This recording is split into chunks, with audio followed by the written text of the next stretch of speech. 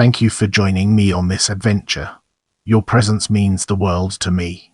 Welcome, friends, to our video dedicated to Tramore. Let's dive right in and uncover its wonders. Tramore is a seaside town in County Waterford on the southeast coast of Ireland. It has a population of 11,277 as per the 2022 census, the second largest town in the county. In this part of the video, we'll be delving deeper into overview and analyzing its key components. Originally a small fishing village, the area saw rapid development upon the arrival of the railway from Waterford City in 1853, when the town flourished as a tourist destination. As the population grew steadily in the latter part of the 20th century, Tramore became a satellite and dormitory town of Waterford City, situated some 13.8 miles to the north. Today the town is a popular destination for surfing and other water sports due to its large, sheltered bay and provision of accommodation and amenities. Get ready for an enlightening exploration as we dig into geography and understand its role in the broader context. The town is situated on the northwestern corner of Tramore Bay on a hill that slopes down to the strand, or sand spit, that divides the bay. Behind the spit lies the tidal lagoon known as the Back Strand.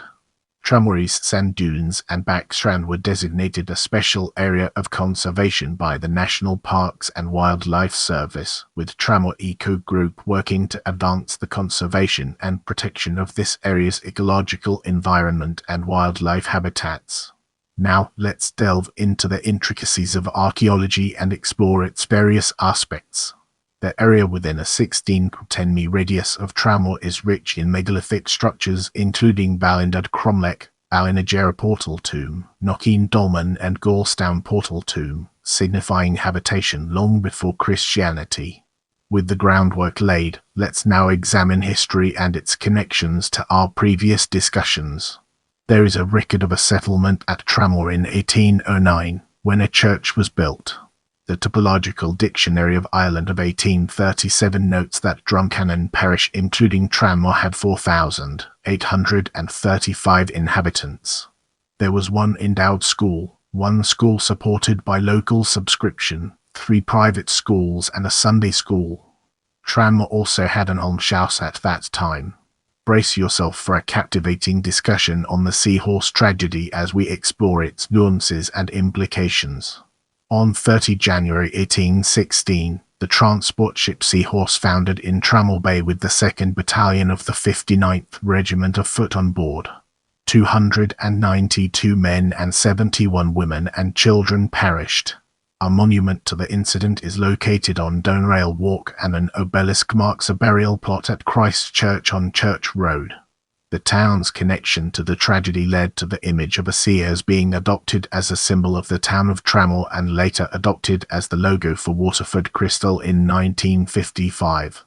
Our focus now turns to the Metal Man, an important aspect of our discussion. From the sea, Tramore Bay can be easily confused with the traditional safe haven of the Swere estuary. After the sinking of the Seahorse, its insurers Lloyd's of London funded the building of piers and the erection of pillars onto headlands as a visual aid to prevent similar calamities from happening. The pillars, 3 on Newtown Head and 2 on Brownstown Head, were erected in 1823. The Metal Man is a 3-meter tall cast metal figure of a sailor pointing swords, set atop the central pillar on Newtown Head.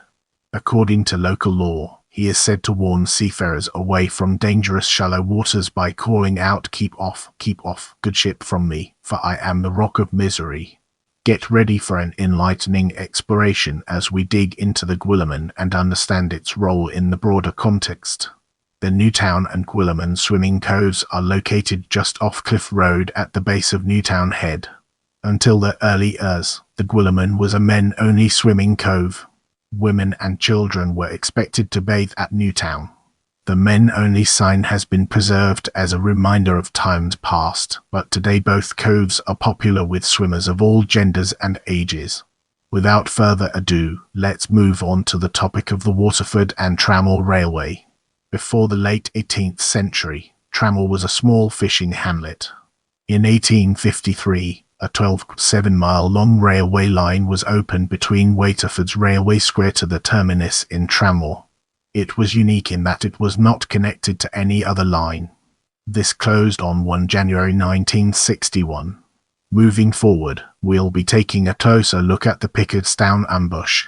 On the night of 6 June 1921, during the Irish War of Independence, 50 local IRA volunteers attempted to ambush a party of 40 British troops from Waterford City, who were coming to Tramore following an attack on the RIC barracks there. The ambush took place at Pickardstown, about a mile to the north of Tramore. The ambush failed to go according to plan as they could not see in the dark field. This caused the death of 2 IRA men with 2 more wounded. Tramore's McKeel Macraith GAA Club is named after one of the dead volunteers. As we enter this new phase, let's analyze tourism from different angles and evaluate its significance. The town has long been associated with Irish tourists and offered a traditional seaside experience of ice cream, fairground and beachfront. Tramore has 5 kilometers of beach and sand dunes looking out into the Atlantic Ocean.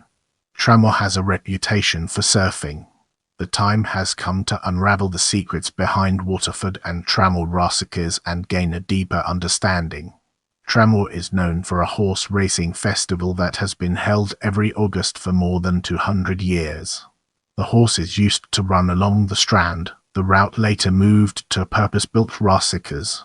Soon after the railway arrived, Lord Doneraile and James Delahanty built a massacres at Riverstown. Racing continued here until 1911 when the area finally succumbed to the sea, and, at low tide, one can still see part of the massacres from the back strand. Tramore Massacres was built at Groundhill in 1912. The course has been developed and improved and is regularly used as a venue for shows and music events. As we embark on the next leg of our journey, let's unpack the layers of surfing and examine its core elements.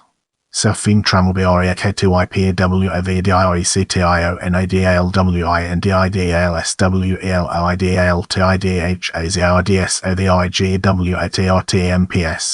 Tramore has become renowned as a surfing location in Ireland, as well as other water sports including kitesurfing and windsurfing. The sport was first brought to the town in 1967 by Irish surfing pioneer Kevin Cavey. There are many good breaks in and around Tramore, Kilmarin Cove, Dunmore East, Bunhen and Annestown. In this part of the video, we'll be diving deep into people and unraveling its profound impact.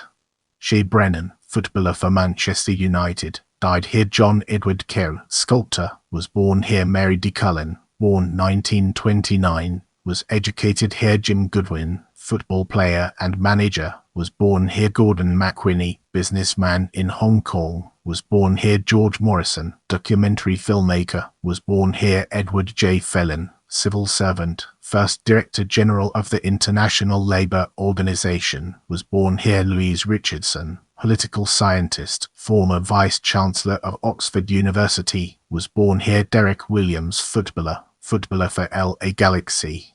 I appreciate your time and I'm grateful for every like, comment, and share.